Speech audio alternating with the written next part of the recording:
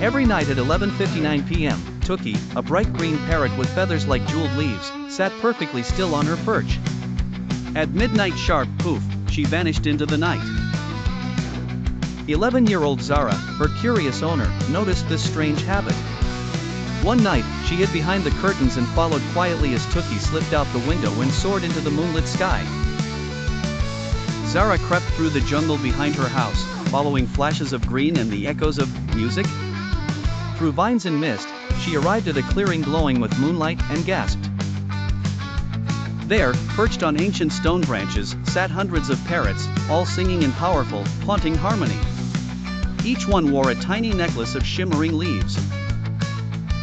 At the center stood Tookie, wings spread wide, conducting them like a feathery maestro.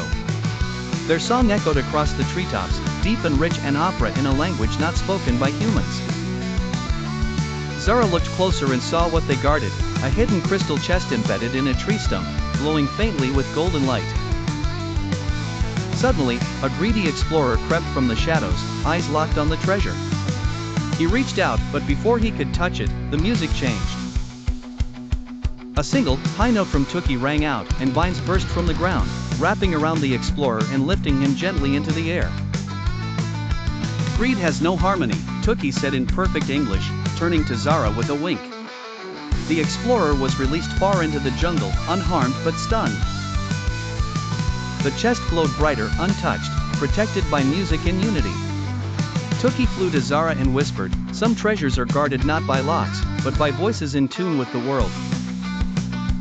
From that night on, Zara never asked about the treasure again. She simply smiled each midnight, knowing her parrot had a purpose greater than any gold. Moral: true treasures are protected by harmony, not by greed. Sometimes, the most powerful guardians sing.